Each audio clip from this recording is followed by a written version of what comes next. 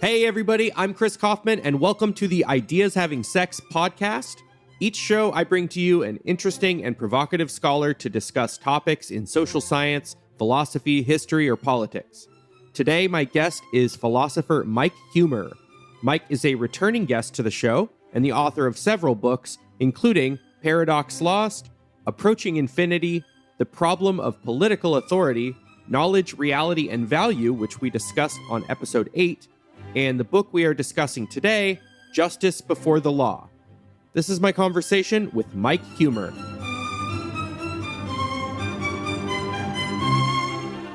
I'm joined today by philosopher Mike Huemer out of Boulder, Colorado. Is the author of many books, but the book we're discussing today is Justice Before the Law. Mike, welcome to the show. Hi, thanks for having me. It's great to be here. This is Mike's second appearance on Ideas Having Sex. You appeared before to discuss your intro philosophy textbook, Knowledge, Reality, and Value, and people really liked that. So I thought, why not have him back? So the central idea of this book is encapsulated in the title. Can you elaborate on what exactly your thesis is for Justice Before the Law? Yeah, I mean, the title is something of a pun, but I mean, my meaning of it is we should place justice ahead of the law. And so my idea is, well, in the American legal system, there are many kind of systematic injustices. And by that, I mean, it's not just like an accidental thing, but like a feature of the system that's unjust.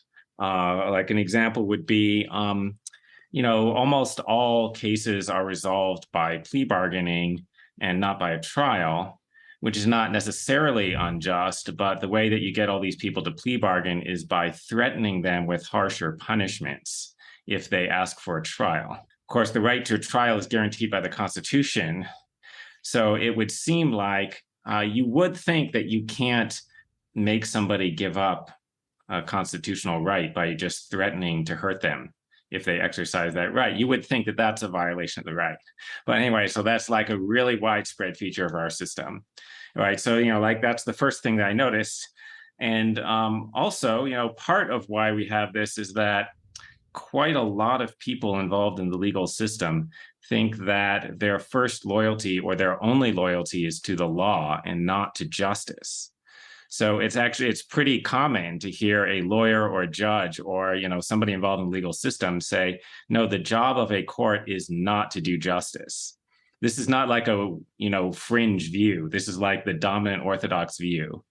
If you're in a court, if you're on a jury, if you're a lawyer, if you're a judge, you are not supposed to do justice. You're supposed to just follow the law, whatever the law may be.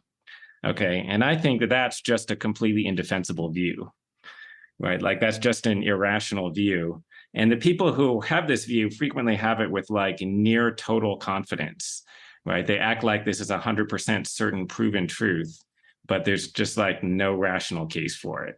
I think people like that probably hold that view with the idea that in sufficiently extreme cases, it wouldn't apply, that they would believe that there are limits to what the law can compel you to do, but under pretty high levels of obvious injustice, you're still required to follow the law rather than the dictates of justice. Is that your reading? Yeah, I mean, I assume that people who have this view would not say that if the law requires you to literally kill everyone on Earth, that you should still do it. I assume they wouldn't say that, but they're pretty extreme, right? Like, you can send somebody to prison for the rest of their life for something that you don't even believe is wrong at all. Like they think that's fine. Not fine, that's obligatory if that's what the law says, right? So, I mean, it's pretty extreme, right? So you go through very much in the style of a philosopher. You first claim that you're focusing on the American system, that the American legal system violates people's rights in serious and systematic ways, and you tabulate a lot of injustices, but you take a detour to justify the existence of rights or why you think people have rights. Can you say something about that and what your moral case is for the existence of rights and what rights are in your formulation? Yeah, I mean, so I should say something about what rights are. I mean, they're agent-centered enforceable constraints on harming or mistreating people in certain ways. What did I mean by agent-centered constraint? So you're morally responsible for ensuring that you yourself do not violate people's rights with your actions. It's not that you have an obligation to minimize the total number of rights violations that occur. Thus, for example, if you could violate one person's rights to prevent two rights violations, you generally should not do that. Right. So like if you take rights, if you treat them as a goal, then in the sort of consequentialist fashion, then you just minimize the number of rights violations. So if you can violate one right to stop two rights violations, then you do it. But that's generally not the way it's understood, right? It's not by people who really believe in rights and, people who have a deontological ethics, right? So that's the agent-centered part. Like, so if I can murder an innocent person, that will prevent someone from murdering two innocent people. I can't do it. You, as the person doing the murdering, you're the agent in that conception of agent-centered. So it's it's centered on you, and you are not allowed to violate rights, regardless of the consequences for broader rights protections. Right. Yeah. So the agent is the person who's performing the action. So agent-centered means it's like you have to look at the agent's own violation of rights. You're not just looking at rights violations in general. Okay, now that's not to say that you don't want to stop other people's rights violations. Of course, you should stop other people's rights violations if you can do so without violating any rights yourself, which is kind of why we have a legal system. Okay, the other thing is when I say so they're enforceable constraints, what I mean by that is it's morally appropriate to use coercion to stop people or to remedy people's rights violations, to prevent or remedy rights violations. Right, so there might be things that you shouldn't do, but it's still not appropriate to use coercion to stop people from doing them. Like you shouldn't spread malicious rumors about people. Okay, but if somebody is spreading malicious rumors about them, you still can't use violence against them. All right, so that means that not having malicious rumors spread is not a right in the sense that I'm understanding it. You're differentiating rights between other kinds of moral obligations and claims. Right. Yeah. So, like rights are sufficiently important that it makes sense that we use force to enforce them. Or at least that it's acceptable to use force. Right. Yeah. It's not the case that it's, always obligatory to use force to remedy or stop a rights violation in your framing here. Yeah. Yeah. So, I wouldn't recommend that you go out and fight crime yourself like Batman because you could stop some rights violations, but you might get hurt. And then the other part of what you asked was, why do we believe in rights? And my basic answer to that is people have ethical intuitions about certain kinds of cases, and talk about rights kind of systematizes them. All right, so this is an example from the ethics literature. A crime has recently been committed in your town, which caused a lot of public outrage. And, you're the sheriff of the town. You think that unless somebody is punished for this crime, there will be riots during which a greater amount of harm will be caused, unjustly too, by the way, than the harm that would be suffered by the person who was punished for the crime. Unfortunately, you have no idea who committed the crime, and you have no way of solving the crime because you're an incompetent investigator, whatever. Anyway, you can't solve the crime. But what you could do is you could frame an innocent person, and that would forestall the riots. So should you do that? Right. And I'm stipulating that more rights violations will occur if you don't do it. So framing the innocent person as a rights violation, but if you don't, then there will be riots and the rioters will violate some rights, and that'll be worse. So should you frame the innocent person? Right. And when I ask this to people, almost everyone says no, right? Like that's wrong. Okay. So that's the sort of intuition that supports the idea of people having rights as, agent-centered enforceable constraints. And you use this approach in this book, but also in all of your work or most of your work, this intuition approach. Can you say something broadly about that and what the most common objections you hear to an intuitionist approach? It jumps out as a plausible approach to some people, and some people have a lot of objections right away. So here's a general epistemological view. It makes sense to assume that things are the way they appear unless you have reason for doubting that. That's my, completely general approach to epistemology, right? And if you don't like that, if you don't agree, what exactly else is going to be your belief system, right? So, how are you going to how are you going to form any beliefs at all if you don't assume that things are the way they seem to you? Even when you have no reason for doubting that, right? Yeah, what would be the other default approach to how you regard how things appear to you? The other approach might be we just start from skepticism. Like the default is skepticism. You doubt everything until you have positive evidence, right? Okay, but like if that's your view, then if that's your starting position, that's also your ending position. Because you can't really get out of that without taking some future appearances seriously. Yeah, right. Like, okay, like if I have to prove everything, if I have to prove the reliability of every belief forming method before I can use it, what method am I going to use to prove the reliability of a belief forming method? I can't use any, right? Because I have to first prove its reliability before I can use it. So, and I don't have an infinite series. I don't have an infinite regress of belief forming methods. So it's just obvious, immediate global skepticism. The other thing you might think is, I don't know, maybe people form beliefs by things other than the way things seem to them. I would just sort of like suggest, like, try to think through what it might be. Because my claim is, no, in fact, every normal belief forming method is assuming that things are the way they seem until you have a reason for doubting it. Leaving aside obviously blatantly irrational methods, like believing whatever you want to believe, right? Like the times when somebody forms a belief, you believe something either because it seems true to you or for something like, I wanted it to be true.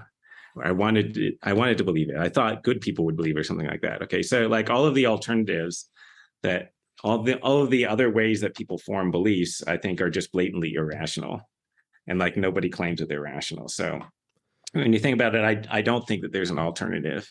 So going back to rights, using this approach, what do you have to say to, I guess, consequentialist approaches that either might, discount these intuitions or might claim that there are sufficiently weighty competing intuitions about the morality of, weighing more happiness as more important than less happiness, and that maybe you should just override those individual case level intuitions in favor of something like a broader form of consequentialism?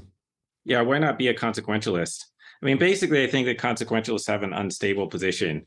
They're unstably poised between either nihilism or egoism on the one hand, and intuitionism on the other hand. Isn't egoism just a form of consequentialism? Yes. Well, I was thinking of utilitarian. I was okay. You were thinking about the utilitarian consequentialism. I was when I said it. Yeah. So the question is, well, do we accept ethical intuitions? At least prima facie, right? Do we accept ethical intuitions in the absence of grounds for doubting them, or is our default attitude that we reject them? Okay. Well, if you accept them generally, then it's going to be really hard to defend utilitarianism, because they're just like so many very strong, very widespread intuitions that it conflicts with. Then on the other hand, if you say, no, we don't accept intuitions, then there's no reason for believing utilitarianism. Like there's no reason for believing that it's morally right to help other people rather than just stepping on everyone to serve your own interests, like the egoist view, or rather than there just being no reason to do anything, as in the nihilist view, right? Like why do you think that you should promote pleasure rather than pain? That's an ethical intuition, or an evaluative intuition at least, right? Pleasure is better than pain. Or, why do you think that other people's pleasure matters at all? Like, why do you have any reason to promote other people's welfare? And and those are just things that intuitively seem correct, to people with a normal conscience. So I don't think that the utilitarians have no recourse. Like, I think the right strategy for utilitarian is something that's difficult to carry out, and that utilitarians generally don't try to do, right? But what they have to do is explain how like those intuitions are different from the deontologist intuitions. So like, the intuition that pleasure is good, pain is bad, and, you should care about other people's welfare. Like they have to explain why, okay, those are different. Like there are not grounds for doubting them, but then the deontological intuitions, there are grounds for doubting all of them. And then you have to give specific arguments for like why they're all doubtful. And that's a really long project. It's not in principle impossible, but I don't think the utilitarians have in fact done that, right? I don't want to stay on the foundational moral philosophy and justification of rights detour too much longer, but what are some of the main ways that utilitarians have tried to justify why utilitarian intuitions about, the moral importance of other people, etc., why those are different from the kinds of intuitions you're appealing to, or why they're shouldn't be considered moral intuitions in the first place? I don't know of an argument for them not being intuitions. I think people just tend to ignore them, right? They just sort of ignore the fact that those are intuitions. But why would they be different? I mean, or stronger. There's some of this empirical research that tries to show that how people get their deontological intuitions is maybe different. Okay. I haven't gotten into this, maybe different parts of the brain are activated or whatever. Like there's more emotional input. The lame parts of the brain. Intuitions. But the other thing is you can you try to find inconsistencies, or maybe not exactly inconsistencies, but tensions, like something weird about these different deontological intuitions where they don't exactly fit together. In some cases, it looks like there's a pretty good argument that your intuitions are being driven by factors that, when you think about them, don't seem like they should be relevant. Well-known examples, like Peter Singer says, that our intuitions about your obligations to other people are very strongly impacted by how close they are to you. So you feel like if you see somebody right in front of you who's in need, then you feel like you're obligated to help them. But if there's somebody who's 2,000 miles away and they're in need, then you don't feel like you're obligated to help them. And it doesn't seem wrong to ignore them. Okay, but then when you think about it, you're like, could their geographical distance be relevant? That's not relevant, right? Okay, so anyway, and that is also an intuition, that it's not morally relevant, right? So this is a species of the approach where you try to say, well, we have intuitions that are in conflict with each other. And, there's a subset of our ethical intuitions, the utilitarian intuitions, which are all internally coherent. They all fit with each other. And then when you adopt traditional deontological views, you get tensions among different intuitions. Okay, that's a good answer. A good explanation of a view you don't agree with. Let's move on to some of the actual meat of the book. You review a lot of different problems with the U.S. justice system. And one of them, just a very straightforward one, is just the existence of unjust laws. So you kind of start by, in part 2 of the book, reviewing major features of the U.S. justice system that are not actually just, as kind of setting the stage. And just the existence of unjust laws in the first place. You kind of use immigration law and drug laws as flagship examples for that. So I was curious why you chose those, and if you think they are politically hot button issues to choose as examples for this. Yes. Yeah, I mean, I'm fine with it because it strokes my biases, but yeah, I mean, one reason why I chose them is that I've worked on those topics before. I've written about them in academic papers. I wrote about immigration before it was a popular hot button issue. I mean, people were always talking about it, but it soared in popularity in the discourse in the last few years. But also the other reason is if you were to try to list the most harmful laws, and if you consider drug prohibition as a law, and immigration, almost prohibition, immigration restrictions as a law, they're really good candidates for the most harmful laws that we have. In the case of the drug laws, and I don't know how many it is now, it used to be 500,000. I think maybe now we have 400,000 people in prison. And if you accept that that's unjust, having 400,000 people unjustly imprisoned at any given time, that's pretty bad. Right. And those people's lives are ruined for the time that they're in prison. And there's all these other negative consequences that result from this. Right. It strengthens organized crime. It causes ancillary other crimes. So it causes more theft and murder and so on. Also costs a whole lot of money. Right. Also maybe altering our justice system, we're reducing protections on defendants and, just protections on citizens in order to get more drug criminals, right? Because it's so hard to stop the drug crimes. Investigating any crime that doesn't have an identifiable victim who wants to come forward and say, hey, a crime was committed, means law enforcement has to find other ways to investigate crime, including maybe privacy violations and surveillance and things like that. Yeah, I mean, yeah, one of the reasons why it's hard to enforce the drug laws is that when there's a drug crime, the quote victim is the perpetrator, right? Or like the person who's taking the drugs, like they're the supposed victim. Well, they're not Hmm. going to come and testify against themselves, and they're not going to complain to the police or whatever. So it's harder to enforce it. But it's also hard to enforce it just because there's like so many tens of millions of people who don't see anything wrong with using drugs. And like a large percentage of the country have tried illegal drugs. And this is different from most crimes, right? Like most people have not attempted murder. Like, people have not committed rape or an armed robbery or whatever. Like most crimes that have big sentences are things that a normal person would never do. But with the drug crimes, which now have large sentences because we can't stop them, but there's like, normal people do them. Yeah, that's one of the reasons why it's hard. And then, results of this include things like, okay, so now we're reducing civil liberties. Like now we have no-knock raids. And, now we have asset forfeiture where the government gets to just like steal your property. And then they don't have to prove in court against you that you committed any crime. They can just steal your property. Right. And then, there's a preponderance of the evidence standard because they claim that they're not charging you with a crime. They're only charging your property with a crime. This is the practice of if you are caught in possession of property that I guess a law enforcement agent believes just the existence of that property is maybe evidence of a crime, then they can just seize it.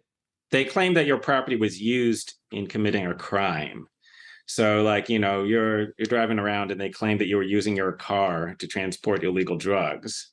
And then they take your car, right? And then, okay, and then they, in many cases, they never convict you of actually transporting any illegal drugs because that requires proof beyond a reasonable doubt. And they don't have enough evidence for that.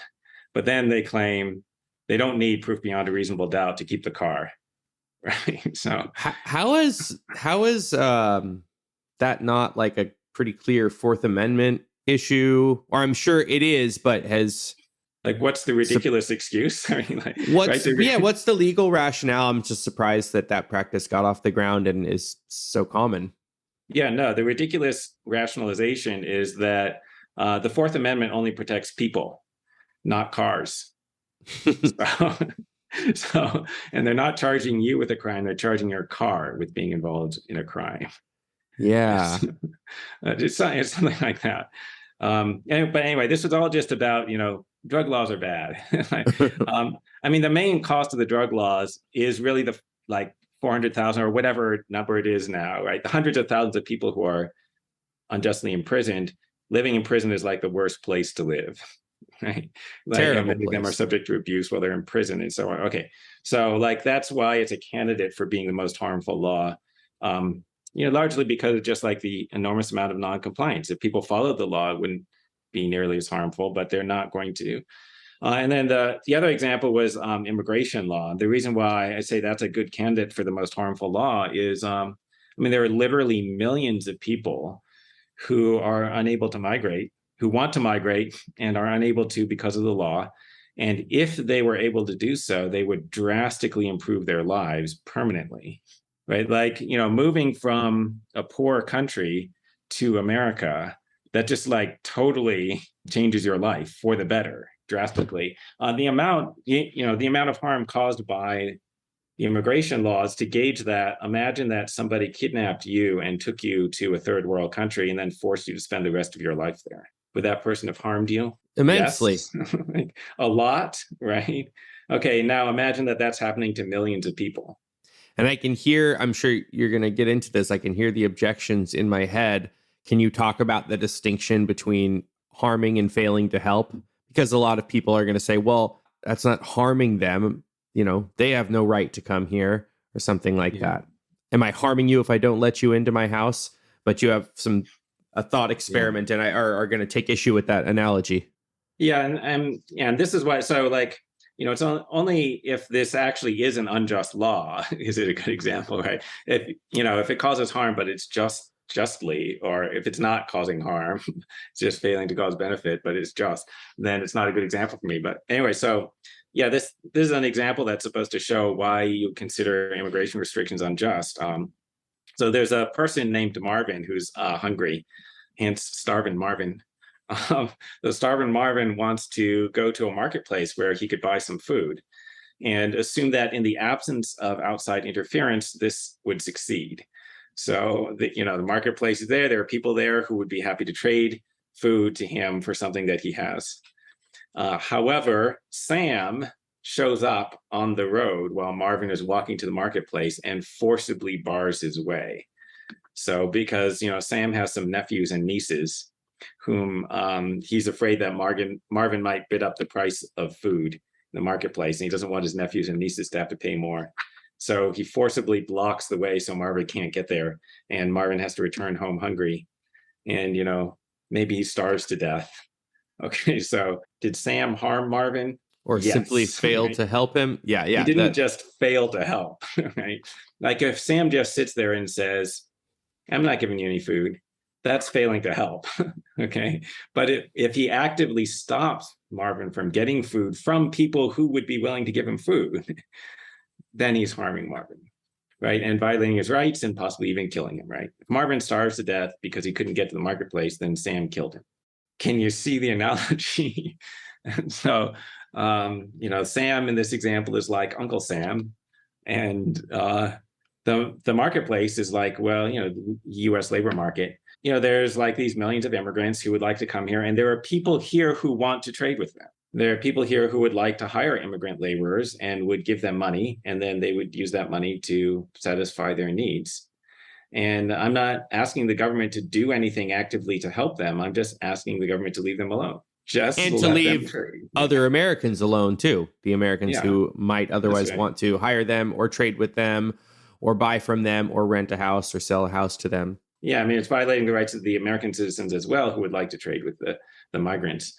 Although it's less serious because, they're in less need, right? Yes. And even in the example you give, I mean, you mentioned the Starvin' Marvin hypothetical is calculated to be extreme, but it doesn't have to be that extreme if they're not literally starving to death, but you are just keeping them in very serious poverty or something similar.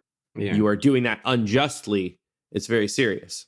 Yeah. Even if they're not starving. Still wrong, right? I mean, it could be could make it one that's a small rights violation, right? Like, Marvin was going to go and trade there and he was going to make, 50 cents by selling something. And now because of Sam, he can't make the 50 cents. Okay, well, then that's basically equivalent to stealing 50 cents from him. Right? It's a way of saying that immigration restrictions between wealthy countries are much less serious than immigration restrictions of wealthy countries on very poor countries. Yeah. Is a much more serious violation of justice. Yeah, I mean, I think they're all rights violations. So, like think about this. Let's say that you've applied for a job, and so you were interviewed, and that there's one other candidate who's your rival for that job. Okay, and that other candidate is going to their interview tomorrow. So you stop them on the street and like forcibly prevent them from getting to their interview, so that they won't get hired, so that you get the job. Is that wrong? That's wrong, right? You can't do that. Okay, now I really wanted that job. Yeah, I mean, it's not as serious as the person starving to death, but stopping somebody from getting a job, that's definitely wrong. And so that's like what we're doing to the people, all the people from the wealthy countries who would want to migrate. We're doing something like that. You talk about these laws, and they're, the individual facts of these laws, drug laws and immigration laws, are important, but they're also, as are a lot of the things, meant to be illustrative. But you make the provocative claim at some point that all laws are presumptively unjust. What does that mean? And why does it not just mean that all laws are unjust? Right. Yeah. Sounds like an extreme view. Like, what? How could that be? So I'm not saying that most laws are unjust, let alone all of them, but they're presumptively unjust, meaning it's unjust unless there's a good enough reason for it. Right. So, and this is like, like how in the courtroom in criminal trials, the defendant is presumptively innocent, so to speak, right? Mm-hmm. They're presumed innocent. That does not mean that all defendants are innocent. It doesn't mean that most defendants are innocent. As a matter of fact, they're almost all guilty. I mean, if you know the statistics, you know over 90% of them are guilty. If they make it to trial, probably 95 or something like that. But even though you know most of them are guilty, they're still presumed innocent. What does that mean? Well, it means that if there's not good enough evidence, right? Like if there's not proof beyond a reasonable doubt, then you treat them as being innocent. Usually there is proof beyond a reasonable doubt, and that's why they usually get convicted, right? But if there wasn't, then they would be acquitted. Okay, so when I say laws are presumptively unjust, I mean like, well, there's got to be a good enough reason. Like there have to be good enough arguments for having this law, and if there aren't, then the law is unjust. Okay, now usually there are good enough reasons. Like we shouldn't have murder. Like there's a good reason for having laws against murder. But on the other hand, sometimes there's not a good enough reason. So I claim in the case of the immigration restrictions, we just don't have very good reasons for having those laws. Right. Of course, there's a disagreement about that. So, I mean, the anti-immigration people think they're really good reasons. So you have to have a longer debate about that. If you just decide, no, we're just going to prohibit migration from this country because, we just don't like foreigners. Right. And like if that's the reason. By the way, I don't think that's an unrealistic example. I think that's totally realistic that a lot of people just don't like foreigners. No, it's probably a realistic example, but it's not an example that will be publicized by its proponents. Yeah. People won't say that that's their reason, but I think it's plausible that that's many people's reason. Anyway, so like if that's the reason, then it's unjust, right? Because you're imposing a pretty large harm on people for a really lame reason. Why are laws presumptively unjust, but other non-law rules not presumptively unjust? I mean, why are the rules of international soccer not presumptively unjust? Because a law that doesn't have good enough reasons for it is a rights violation. And why is it a rights violation? Well, because laws involve typically, almost always, they involve some kind of punishment for the people who would violate the law. That punishment is going to be imposed by force. It's not voluntary. Right. And people have a right not to be, intentionally coercively harmed for no good reason. Right. So that, think about like somebody just, the cops just arrest you on the street for no particular reason. They just don't like your face and then they throw you in jail. Okay. So that's a rights violation. That's unjust. Okay. If there was a law that said, if the cops don't like your face, we get to throw you in jail, it would still be unjust. It would just be an unjust law. Right. Okay, so the difference between the rules of soccer and the rules of the government is like, well, the soccer federation doesn't like put you in jail. They don't hire armed guards, right? Describing it more abstractly, they don't employ coercion to intentionally impose harmful punishments on you if you violate the rules, right? So if the sanction for a rule violation is not obviously coercive or forceful, that changes the moral calculus here. Presumably the rules of the soccer federation or rules I set in my own house are going to be enforced by me asking you to leave my house, which is something I have a right to do in the first place. Right. Yeah. So that kind of changes how you think about it. Yeah. So the cops putting you in jail is a rights violation unless they have a good enough reason. But you kicking me out of your house is not a rights violation, even if you don't have a reason. If you just don't feel like having me there anymore. If I kick you out of my house because I don't like your face, I might be a jerk, but it's not a rights violation. Right. Yeah. So you mentioned plea bargaining earlier. You make some provocative claims about the practice of plea bargaining. What is plea bargaining, and what are your thoughts about the practice? I think most Americans are maybe not aware of how much plea bargaining there is, right? It's a practice where you don't go to trial because the prosecutor convinces the defendant to plead guilty. And the way the prosecutor convinces the defendant is by saying, well, if you ask for a trial, you're going to get more charges against you. If you plead guilty, you will get lesser charges, a smaller number of charges, or you'll be charged with lesser offenses than if you ask for a trial. And so then the person goes, okay, I'm going to plead guilty, right? Because, they don't want the more heavy charges, which they think there's a good chance of being convicted of. This is not very popular outside of the legal system. So average ordinary people I think it's common for ordinary Americans to think, oh, this is a bad practice because it lets criminals get off easy. I think it is a bad practice, but not for that reason. I think that reason is just like completely out of touch with reality. It does not let criminals get off easy. It enables the state to convict more criminals, and they're already being massively overpunished. Okay, but the practice is also unpopular among scholars. So, like legal philosophers and legal scholars tend to be stridently against plea bargaining. Like there are many articles that just point out the total irrationality of this practice according to the usual values of the justice system. But it's very popular among judges and prosecutors. And I think this is partly because the scholars tend to think in terms of the abstract principles. Like, we say there's a presumption of innocence. We say you can't be coerced to give up your constitutional rights. This practice is clearly incompatible with that. So the scholars are not down with it. But then the judges and prosecutors are like, look, this is how we resolve 97% of our cases. If we didn't have plea bargaining, that means there would be 30 times as many trials. And so we have to get 30 times as many juries. And, Americans hate serving on juries. They're constantly like trying to get out of jury service.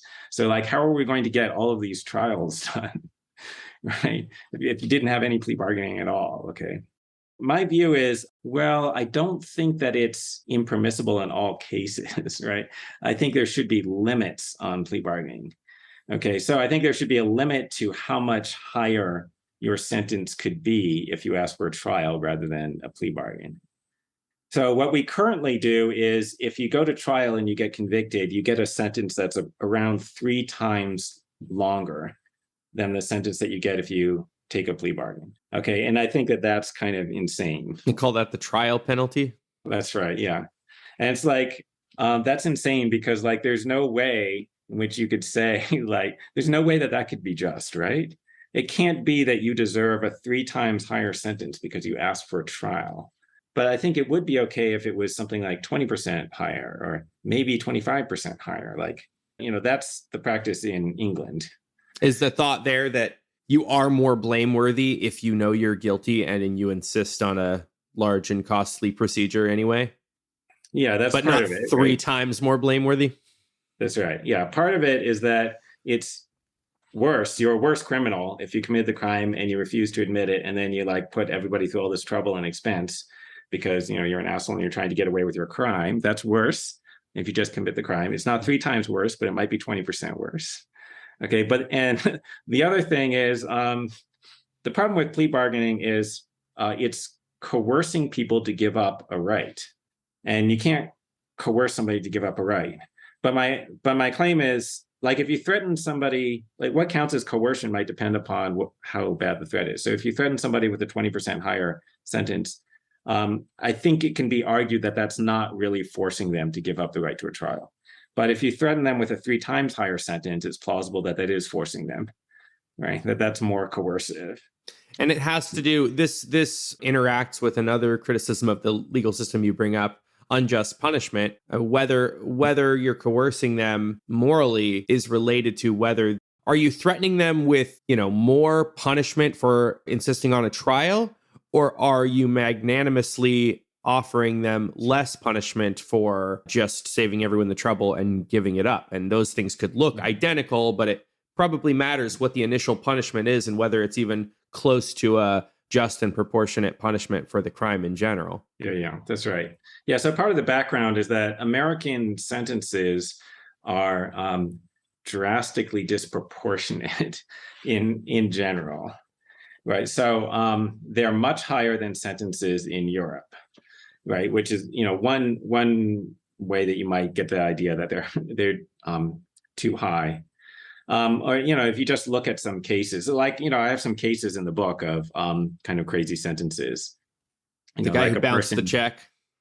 Yeah, the guy who tried to pass a forged check for $88, then he got a life sentence.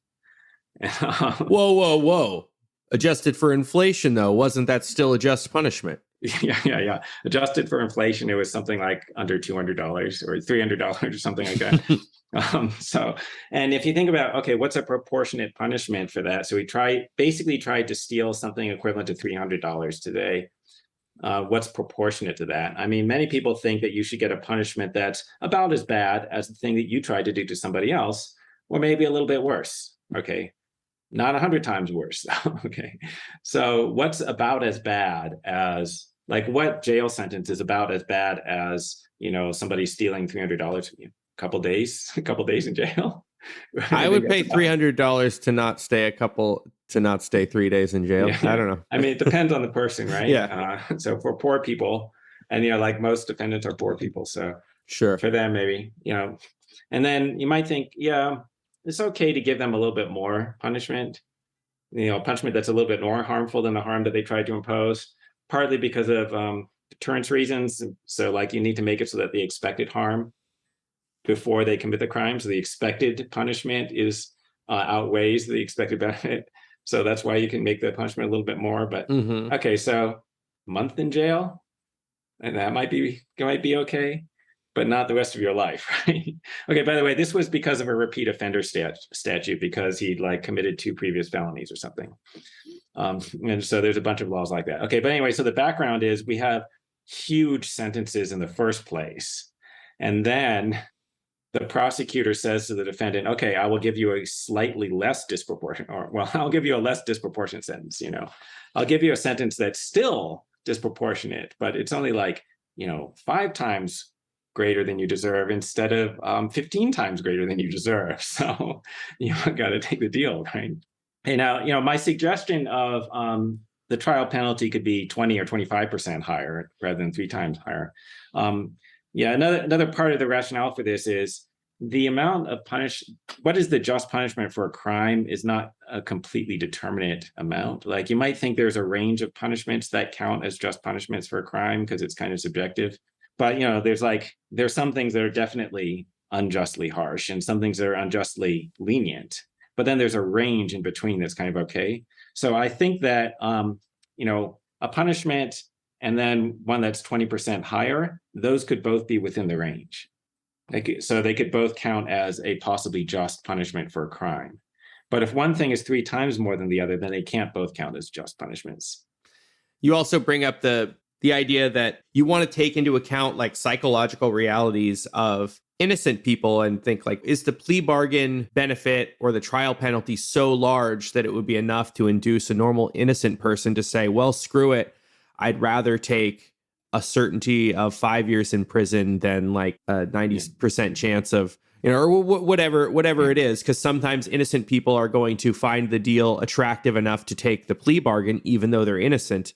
And you want to make sure that the incentives aren't so out of whack as to induce innocent people to confess. That's right. Yeah. And I mean, this was actually said in one of the Supreme Court decisions that upheld plea bargaining. Like the court said, of course, we wouldn't want a system in which innocent people were induced to plead guilty, right? So if that happens, then we will strike down the plea bargaining, right?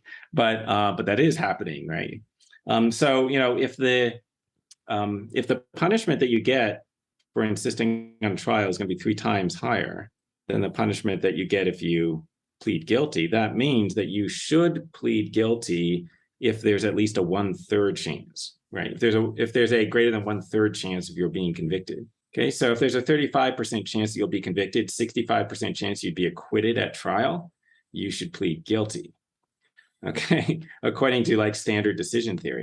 That's insane. We clearly should not have a system in which like people who would probably be acquitted at trial are pleading guilty, right? Like, I don't know exactly what the standard should be, but that definitely shouldn't be happening, right? Yeah. And you mentioned earlier the constitutional issue that you're being in some sense coerced through plea bargaining, through being threatened with a harsher sentence into giving up your right to a trial. So you have a constitutional right to a trial. You're being coerced out of it. You're also being coerced out of your constitutional right to not self-incriminate by being threatened for a larger sentence in order to give a confession.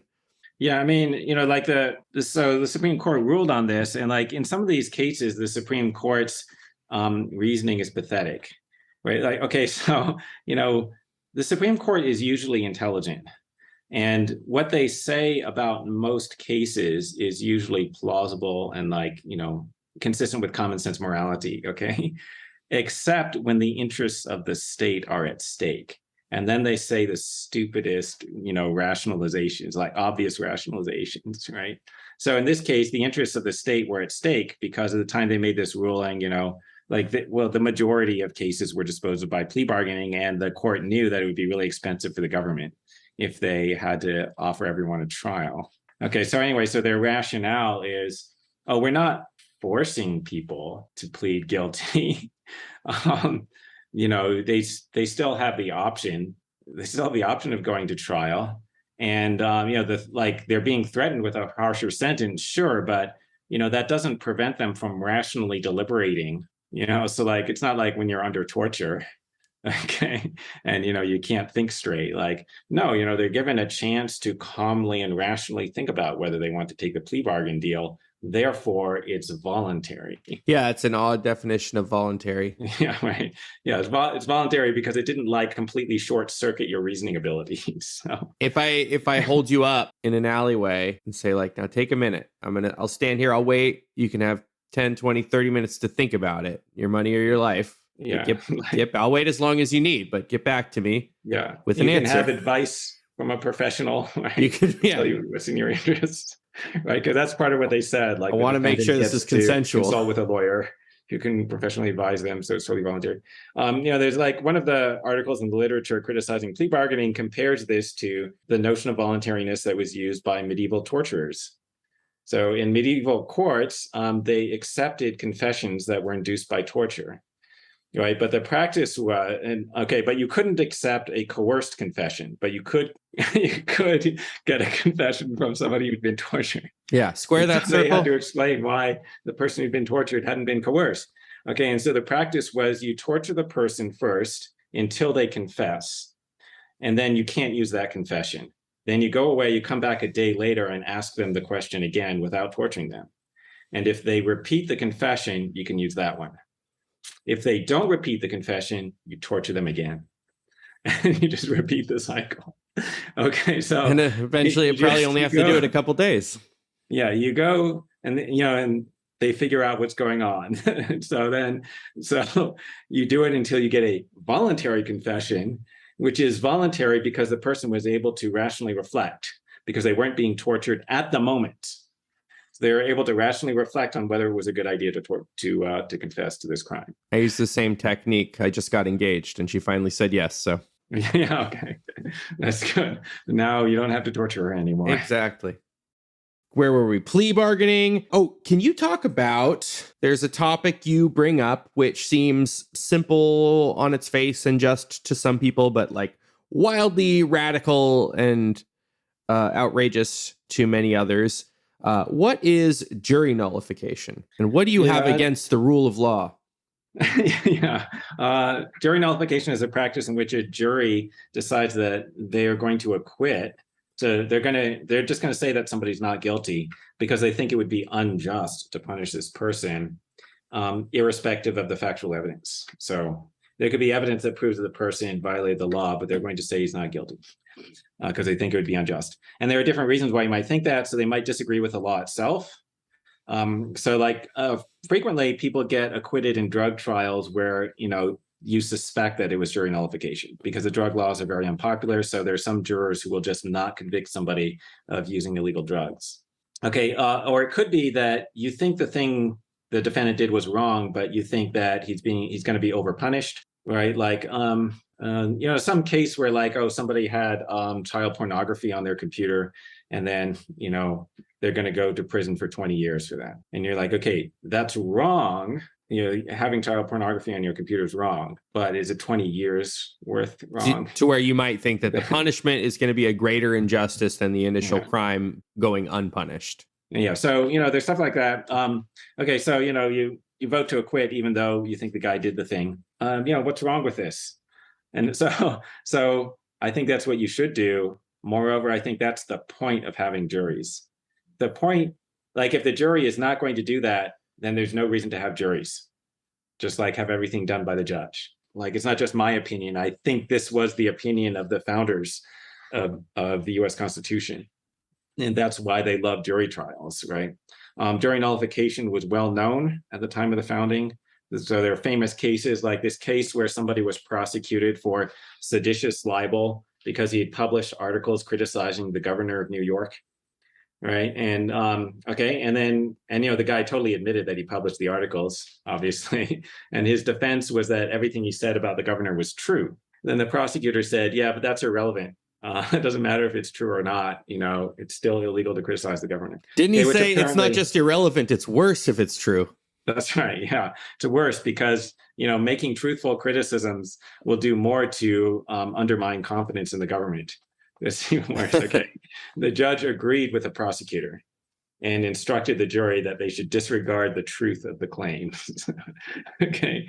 And so the jury went back and they're like, fuck this. So they voted not guilty. Right. Okay. So then, then the guy went free. Okay. And that had some role in the American tradition of free speech. This was back when New York was still a colony, British colony. Right. But that had something to do with starting our tradition of free speech that, yeah, you can criticize the government. That was a well-known case. And that sort of thing is part of why we have jury trials. So, like what I was saying earlier, like what else could be the reason? So the reason for having jury trials should be something that a jury could do that it makes sense that they would be better at that than a judge. And also it makes sense that you would want someone to do that thing. What could it be? Okay, and you say, well, I don't know, evaluating the factual evidence and applying the law as directed by the judge. Why would the jury be better at that than the judge? That makes no sense. Obviously, the judge would be better at that. Okay, judges are familiar with, they've seen many cases before. So they're going to be better at understanding the evidence. Also, by the way, they tend to be more educated and more intelligent. So they're going to be better at evaluating factual evidence. And applying the law as directed by the judge, like they will do that 100% of the time, right? They will understand the law better than the jury. Okay, what else could there be? Like, what could you possibly want, like 12 randomly chosen people from the community to do that you would think that they would be better at, that would be a good thing to do, right? And the only answer is they're supposed to hold the government to the values of the community. Antonin Scalia, before he died, like one of his cases, he made this comment that just as suffrage was supposed to ensure the people's control of the legislature, the institution of jury trial was supposed to ensure the sovereignty of the people in the judiciary.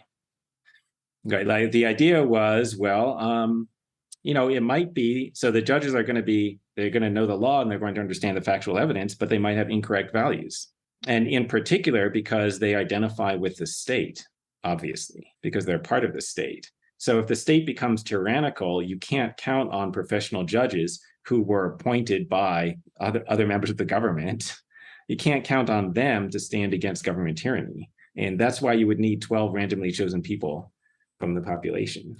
And my understanding is that jury nullification is legal. It's just heavily discouraged and hushed up. Yeah. And I think it is actually illegal. And I don't know why this isn't a First Amendment violation, but I think it is illegal to like hand out pamphlets on jury nullification in a court parking lot. Oh, yeah. Like they claim that it's jury tampering, right? Which is bogus. If it's very general and has nothing to do with any specific case. That's right. Yeah, that's why I'm saying it's bogus. Right?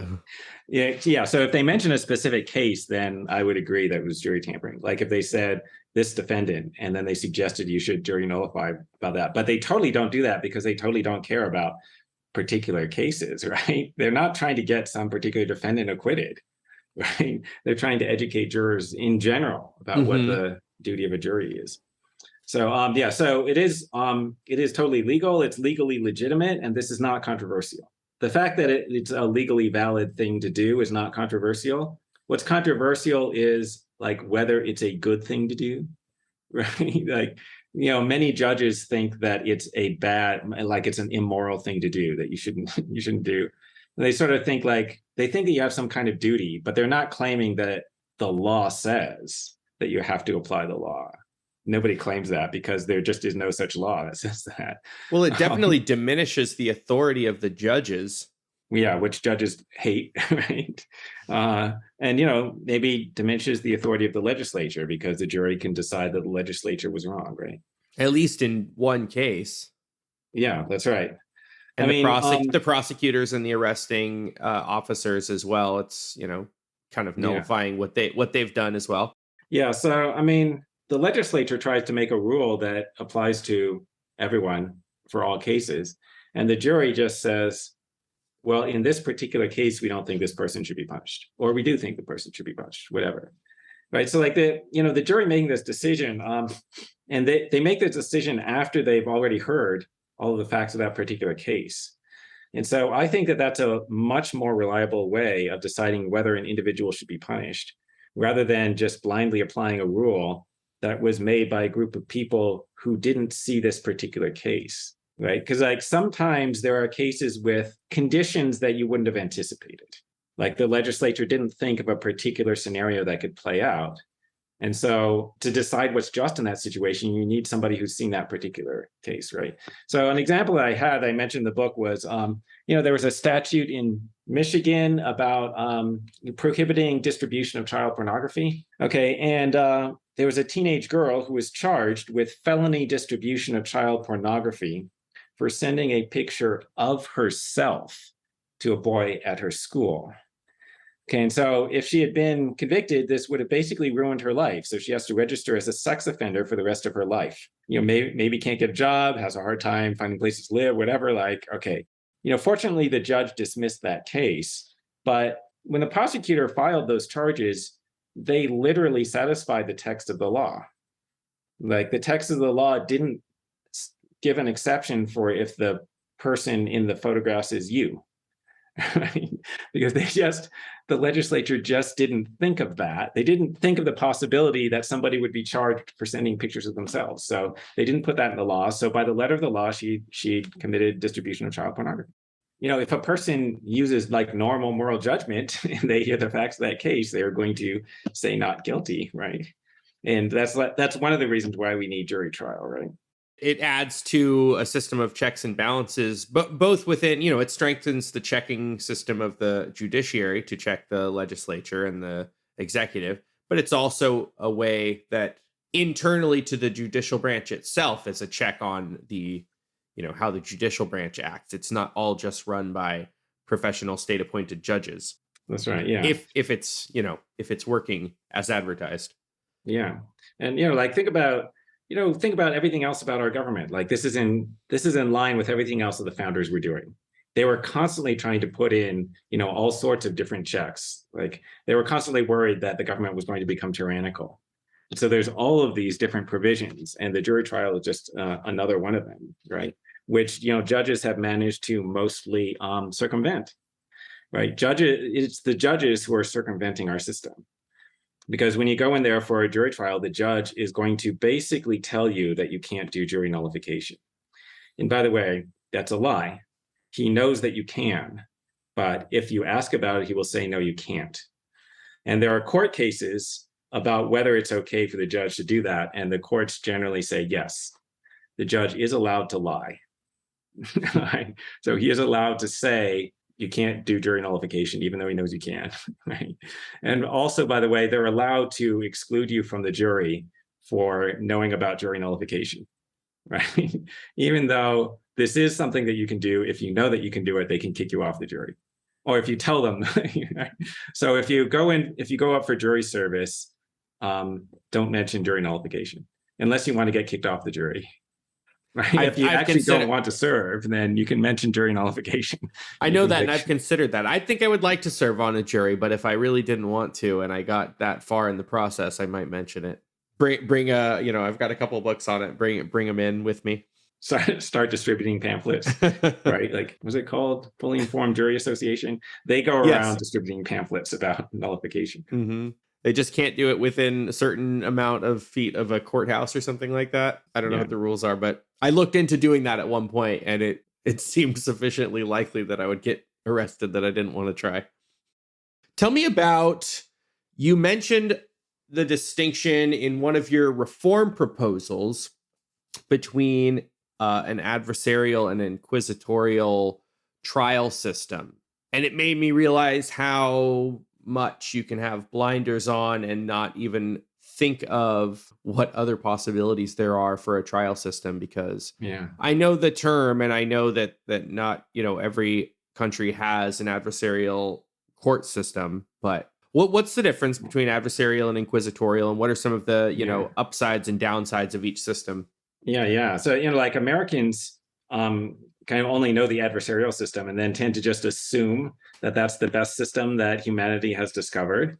And so, it's a system in which, well, there are two advocates whose each of them, their job is to represent one side of the case.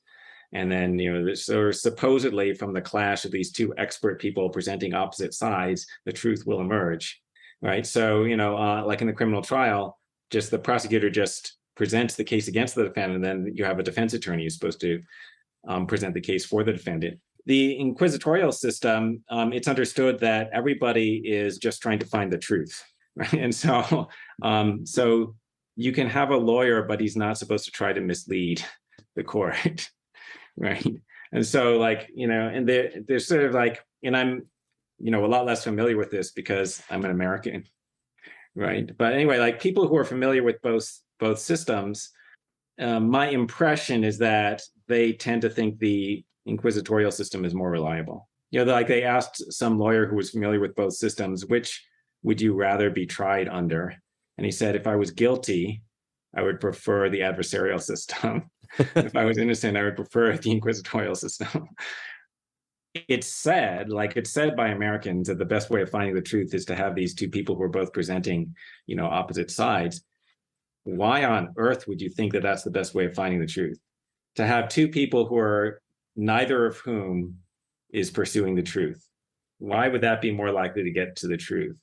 And so one of them is just trying to mislead, in one direction, and the other lawyer is trying to mislead the court in the other direction. Well, it's not necessarily misleading, right? But they're just they're indifferent to whether it's true or not, right? And it's perfectly possible that they could both be pursuing a theory of what happened in the case that is not true, but that they think is most likely to, counter the other side. Yeah. By the way, I should say before, somebody gets mad and, tries to correct me, that the prosecutor is not supposed to be prosecuting people who are innocent. In theory, prosecutors are not trying to convict anyone unless the prosecutor himself thinks that they're actually guilty.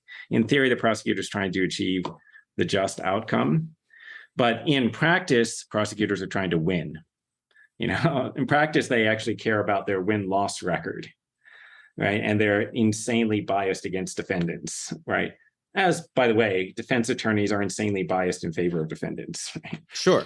Good. Anyway, so, but in lawsuits, neither side cares about justice. They're just trying to get whatever serves their client. So, the plaintiff's attorney is just trying to get as much money as possible for their client, whether or not it's just, right? And then the defendant's lawyer is just trying to get as little money paid out, even if he knows that the defendant committed a tort, right? And so why would you think that that's going to result in the just outcome, right? There's obvious reasons why you can get unjust outcomes, right? What if one lawyer is more skillful than the other? Don't be a fool. Of course that affects the outcome. There are lots of techniques that you can do to try to influence the jury that are not just giving rational arguments and presenting the objective evidence, right? A really catchy rhyme. I guess you could try that. Yeah, if it doesn't fit, you must acquit. Exactly. Right. Way to try to influence them. Trying to exclude people from the jury who, during the jury selection process, who you think would not be sympathetic. Prosecutors try to exclude intelligent people from the jury. I would probably get excluded for being a professor. Right. And also for having written about philosophy of law. I have a book about philosophy of law. Now I know too much. So a prosecutor would probably try to get me kicked off. First, he would try to come up with some reason why I was not good. We'd try to come up with a rationalization. And if he couldn't, he'd probably use a peremptory challenge, right? Which is where you get to kick somebody off the jury for no reason without having to state your reason. Okay. And they would do that. So They would do that because intelligent people tend to scrutinize the prosecution's case more carefully. They don't want that. Okay, but so like that's an example of how like the skill of the lawyer trying to win, that goes against the goal of the system of trying to be reliable at getting the truth. In private arbitration, does it more adversarial or more inquisitorial? I think with arbitration, you can still have a lawyer. Is that right? Or I maybe don't- some arbitrators allow lawyers and some don't. So I like if you don't have a actually lawyer, know. then your lawyer would still be advocating for your interest, whatever it is. My assumption is that there's probably diversity in that because it's just a matter of the arbitration agency determining what they think and what they think their customers will think is a reliable dispute resolution procedure, which might have features of both. I don't know. They don't use juries hardly ever or ever. That's right. Yeah, you wouldn't use a jury. That defeats the point. Yeah, I mean arbitration is cheaper and faster, right? Cheaper for society. And yeah, no, I think it is cheaper. I think maybe because you don't have to have a lawyer. Now I need to look into whether you need a lawyer for an arbitration. But anyway, but faster and probably about equally reliable, right? And like the arbitrator makes a decision that he thinks is fair. The arbitrator is just like a private person, not a judge, not a government employee, but he makes a decision that he regards as fair. And both parties have agreed to accept the arbitrator's decision in advance, which means that the government court system will also recognize it. Because even if the government courts think that the arbitrator made the wrong decision for that case, it will still be that you're obligated to follow it because of your contractual arrangement with the arbitrator, because you contracted to follow his decision. Right, even if it would have been a different decision in the government court, right? That's a good way of circumventing some of the like insane expenses and delays of the government court system. Does this book does it presuppose controversial political philosophy, libertarian or anarchist, or if it doesn't presuppose it, does it require that you persuade someone of those perspectives before they take on the conclusions of this book? I don't think so. You're like, what am I assuming? Like, oh, well, I think people have rights, but I sort of like explain my reason for thinking that people have rights. And my reason isn't libertarian specific, right? Like I cite intuitions that are widely shared by almost everyone. So when I give that example, like, is it okay to frame the innocent person for the crime in order to prevent riots, which are going to cause more harm? Almost everyone says it's not okay. And that's irrespective of their political orientation. It's not like, only libertarians think you can't do that. Like everyone agrees you can't do that. Okay, so like that supports the general view about rights, right? And so, it's like that, right? The things I say are unjust. I'm saying they're unjust based on pretty uncontroversial reasons. So like people will disagree with my conclusion, but the premises I'm starting from are not that controversial. Okay, so like I gave that example about Starvin Marvin, about the immigration laws, about why the immigration laws are unjust. Yeah. Well, it's not, the premise is it's wrong for Sam to stop Marvin from getting to the marketplace or something like that. It's wrong, it's a violation of his rights or something like that.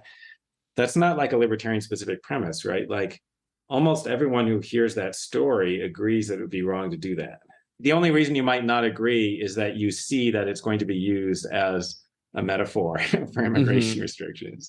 But if you weren't thinking about that, if you weren't thinking about the policy implications, you just thought about that as a case about a particular person, conservatives, liberals, progressives, whatever, socialists, fascists, libertarians, maybe not fascists, I don't know. But, almost everyone would agree that it was wrong, right? So that's how it generally is. Like I start from premises I think are pretty widely shared, and then I get to conclusions that are I guess not widely shared, right?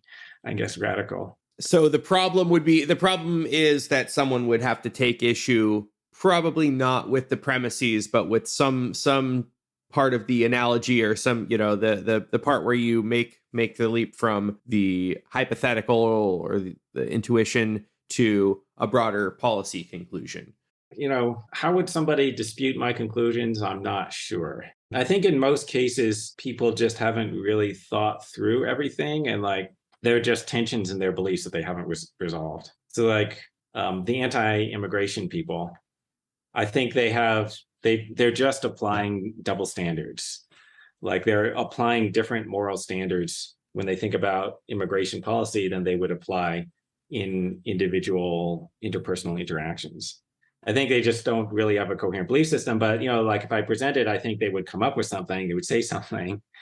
They would try to say that, like in this particular case, in the Starving Marvin case, they would try to say that that's not a good analogy for immigration restrictions, and then they would try to come up with reasons why it was disanalogous, like maybe they would start saying, oh, well, maybe the immigrants are going to destroy America. And then there'd be some like hyperbolic thing about how they're going to destroy democracy because they came from a non-democratic country or something like that, which I agree would make it disanalogous, right? Yeah, I think trying to think of, real people and real arguments. And yeah, they might come up with a variety of sufficiently weighty consequentialist considerations where you might be justified in overriding that. Some of it might be just like kind of an unstated Burkean conservatism and wanting to being very reticent to embrace any kind of sufficiently radical change. Yeah, you might think, oh my God, what are going to be the consequences if we let in millions more people than we already are? But FYI, we used to have more liberal immigration policies.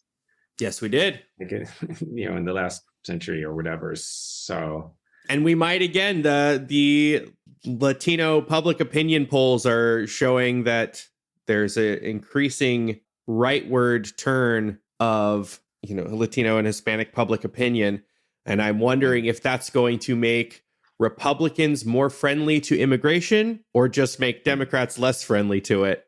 And being cynical, I'm afraid it'll be the latter, but I hope it's the former. I'm wondering if they're going to switch sides, right? Like occasionally in like political ideology history, the left and right wing positions on something switch.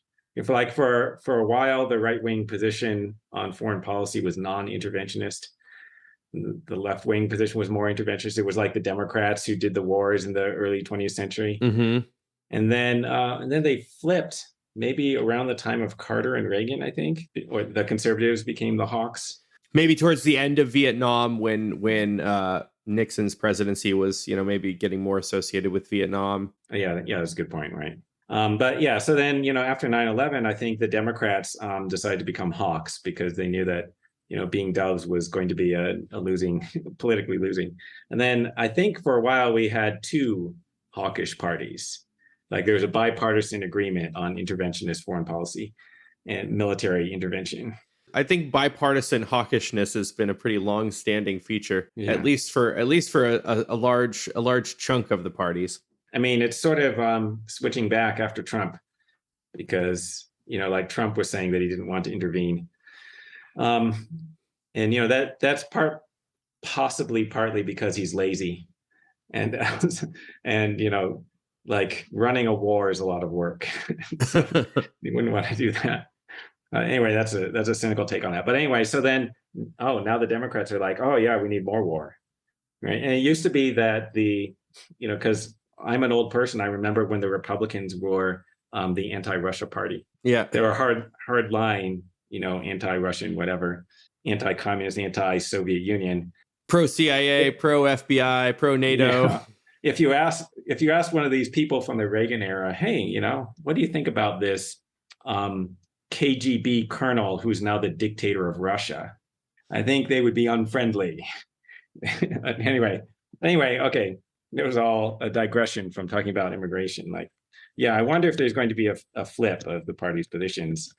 Or maybe there will be a nice time in between when both parties will be like, maybe they'll be moving, both towards the center, and maybe they'll agree for a while, and then maybe they will liberalize the laws a little bit. That would be cool. Last question about this book.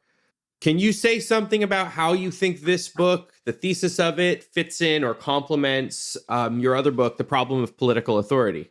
It's closely related because I'm sort of, in this book, I'm talking about how you have to put justice ahead of the law, but I'm not presupposing that there's no authority, I don't think. Right. But, I didn't think so. Yeah. If you reject the idea of political authority, though, then it becomes a lot easier to see. Right. Because then it's like, well, fidelity to the law maybe isn't important at all. Right. maybe that has no value. So then, of course, justice comes before the law. But I'm not assuming that, right? I mean, my initial thought was, yeah, let me sort of like extend my thinking to legal philosophy. Like I have this sort of like anti-authoritarian streak. I'm going to I'm going to apply that to legal philosophy, right? But I'm trying to not assume really controversial things to start with, right? Mm-hmm. A lot of the arguments, I guess, are kind of the same. Arguments for why it's important to just follow the law. People will say things like, well, like we need to have predictability in our system. And, there's going to be chaos and society will collapse if we don't have people deferring to the law. And that's a lot of what people say in political philosophy about why we need a state in the first place, right? Like, we need order and predictability or whatever. And there's going to be chaos if people are just exercising their own conscience and stuff like that. There's a certain amount of order and stability to people's consciences, especially over large numbers of people. Yeah. I mean, the best answer to this is, there's a thing called spontaneous order. So actually, you can get order from the operations of the market.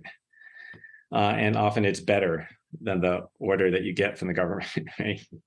Yeah, and or the operation of like widespread jury nullification. If this is just kind of like institutionalizing the idea that, the the average moral sensibilities of normal people on very specific case-specific issues are going to take precedence in some way. And it's not like they can arrest people. They can only fail to punish people.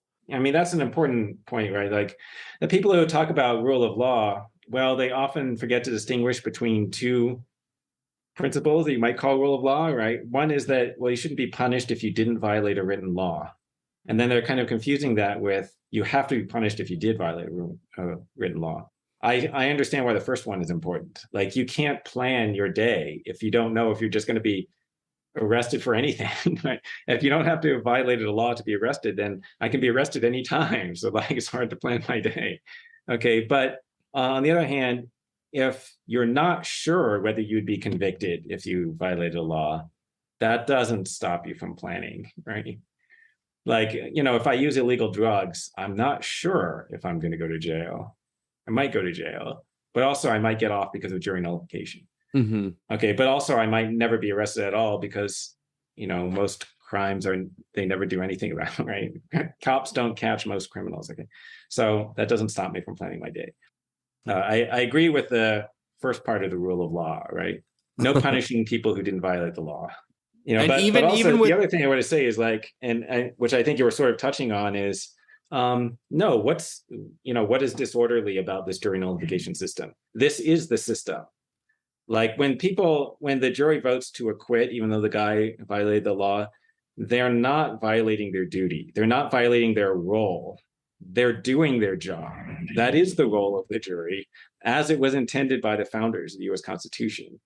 So like, why can't that be the system? What's wrong with having that be the system? Like where you get punished, only if 12 ordinary people think that you deserve to be punished, right? And they have to go through this process. They have to listen to all the evidence in the trial and listen to the arguments from both lawyers, and then they decide whether you did something that deserves to be punished.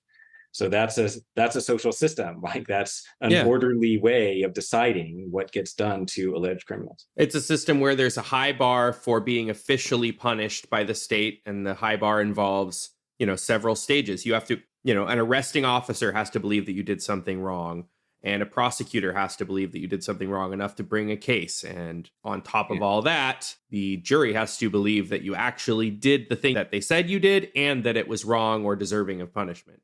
And, like the third one is the high bar. The first two are not. Because it's very easy to convince cops that you did something wrong. It's a high bar based on, what you were just saying. Whether or not they believe it is one thing, but whether or not there's someone there to arrest you. Most criminal acts don't get arrested. Slight detour, but, you talk about something, the severity of punishment as a deterrent is not all that important. It's not that it's unimportant, but it's not nearly as important as the certainty, the probability with which you will be caught. So, a system that had much lighter punishments, but a much higher chance of just being caught and sternly scolded or put into a police car for a couple hours or something like that. Not that that's would be the most just outcome, but that would serve a better deterrent effect. Yeah, that's what social scientists say. That like the criminals are not perfectly good expected utility maximizers. They neglect low probabilities, even if there's a high harm, right? They neglect a low probability of being caught, even if there's a really high punishment. So they tend to discount that. They pay more attention to like just the probability of being caught. High quality private security whose main role is just to, maybe rudely throw people out of a store is probably a good version of that. You've got a high chance of being caught. The punishment is very little. Maybe you get embarrassed and thrown out, but if you're pretty sure that the store's cameras or the dude walking around is going to be a jerk to you and throw you out of the store, then that might do the trick. You might think, oh, well, here's the strategy. And this is what you do if you're a psychopath. You just like go to store after store and just keep trying to steal something until you succeed. It's like you do it 50 times, they catch you 49 times, but then one time you get like or whatever, something of value. But a normal person would not do that. A psychopath might do that, but a normal person would not do that because it would be unpleasant every time and embarrassing every time they got caught. And a lot of work. What kind of projects are you working on right now? Well, so I've just written like an introduction to epistemology that I'm going to self-publish, like I did with my introduction to philosophy. Yeah, you mentioned that last time we were on. How close is it to self-publishing? I finished the manuscript, and I have a couple of people who are reading it to see if they can find errors and things. It'll hopefully be out later this year. Cool. Well, I will look for that for sure. And where can people find you if they want to keep up with what you're doing? I have a blog on Substack called Fake News, fakenews.substack.net. How long ago did you move Fake News to Substack? I don't know. I think it was, a few months ago. How have you been liking that transition? It's good. I've gotten like a lot more subscribers and I get a lot more views, for my posts. So I get like, it used to be that a good post was 1,000 views and now I get 2,000 views for a lame post or whatever. I get 2,000 views for just there's no lame post, average post. And then, so it's like you get a lot more attention. Yeah. So, check out my blog. Fake News is FAKENOUS because it's the Greek word nous, not the English word news, because nous is the Greek word for mind. Don't worry. That'll be on the show notes. And I have a website, owl232.net. I will make sure that and your website and Fake News is all linked to. I'll link to your author page on Google as well. And I will keep an eye out for your upcoming book. The book we talked about today is Justice Before the Law. We just kind of touched on a handful of topics in there. So go get it. Go buy it on Amazon. It's really good. It's really well written. And Mike Huemer is a super smart and insightful guy. Read everything he's written. I've maybe how many books have you written? Like 8? 8, yeah. Okay, I think I've read half of your books. I'll get there. Excellent. But thank you so much for joining me on the show. Everyone appreciates it. You're my second returning guest. You and Brian Kaplan have both been on twice. And I know you have crossovers in your audience, so I hope to have you both back again. All right, thanks. Thanks for having me. It's been great. Of course. Take care. That was Mike Huemer, and his book, once again, is Justice Before the Law. You can find that book and other topics discussed on today's episode in the show notes. If you've been listening to Ideas Having Sex and enjoying it, I implore you to please subscribe to, rate, and review the show. It's a small thing, but I do read and appreciate every single review I get, and I love you all for writing them. Until next time, I'm Chris Kaufman. Thanks for listening.